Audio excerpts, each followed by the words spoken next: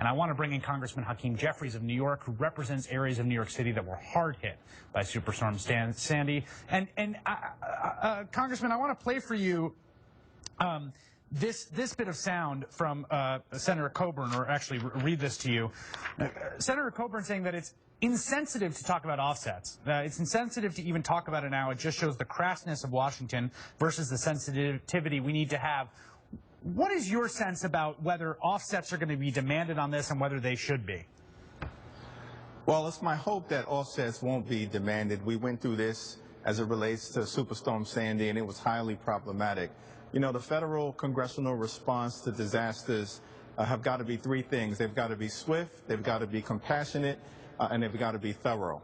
And as it relates to Superstorm Sandy, the federal government was a day late and a dollar short. In fact, Congress was 78 days late and $50 billion short. That was unfortunate. It set us back, and it was because of the offset discussion that we weren't able to move forward on a more expedited basis.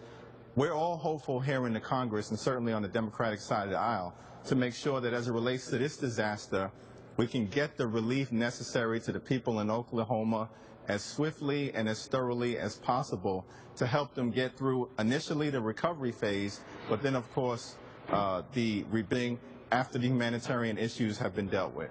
Steve, you track this stuff. Do you agree with the Congressman? You're shaking your head a little bit. I don't agree that it was the delay had any impact on the money that went onto the ground, because we have the disaster relief fund just like we do right now. This is what's going to initially get tapped. It's $12 billion. Yeah, well, you actually hold up right there. Just explain to me, because every time you see this in your inbox or you see it, the president has signed an emergency disaster declaration. Right. And in fact, Oklahoma is the third highest numbers of disaster declarations after Texas and California. What does that mean in real terms? What does that do before we even get to Congress? Sure. I mean, basically, you have the local government says, we can't handle this. It's so big. They go to the governor says, I can't handle this, this is so big, or in this case, she can't handle this, this is so big, and then they request the president make a major disaster declaration. FEMA sifts through it, because some of these are on the margin, some of these are really clear-cut answers, like this one. Or, right, exactly. And then the president makes the major disaster declaration, and that's when the federal funds start flowing.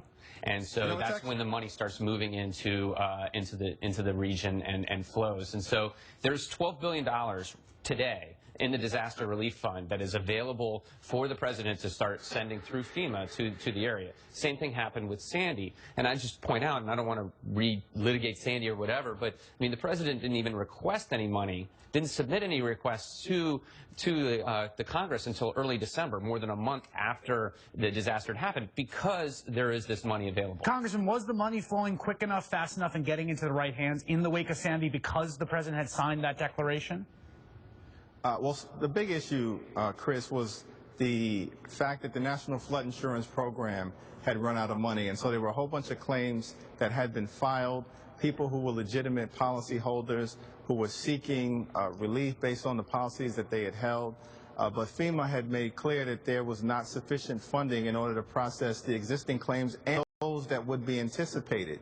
That has created a backlog. The federal government is trying to do the best that they can to get it resolved, but that created complications on the ground. So I think it's inaccurate to say that the delay did not have complications. It had real complications for the people that I represent in communities like Coney Island and Manhattan Beach and Brighton Beach and Howard Beach that were impacted by the storm.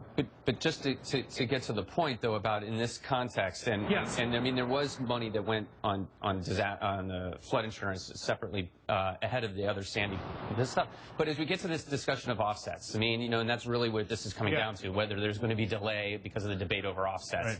And so there is money in the bank to be spending during this discussion as Congress works their will and tries to come through this. And, you know, there have been arguments about offsets over the years. There's only one disaster bill that's ever been, at least since 1990, according to the Congressional Research Service, the investigative arm of Congress, that has actually been offset. It was actually Oklahoma City in 1995. Wow, that's an amazing amazing detail. Well, here's what I want to get to you, Congressman and Steve. We've talked about this. This is billions of dollars in damages from extreme weather events that are becoming more frequent, right?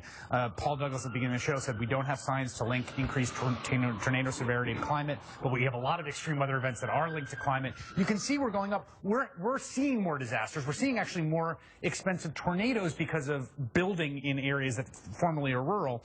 What should we be doing differently differently with our disaster relief?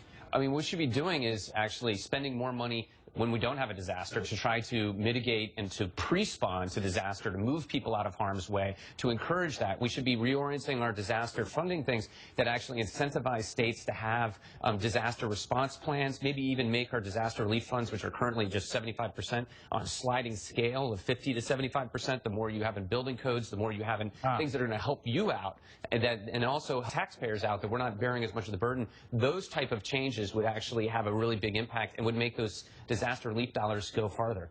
Steve Ellis of Taxpayers for Common Sense. Congressman Hakeem Jeffries, who has been tireless in advocating for his constituents in New York, thank you very much. Really appreciate it. Thank you. A final note with some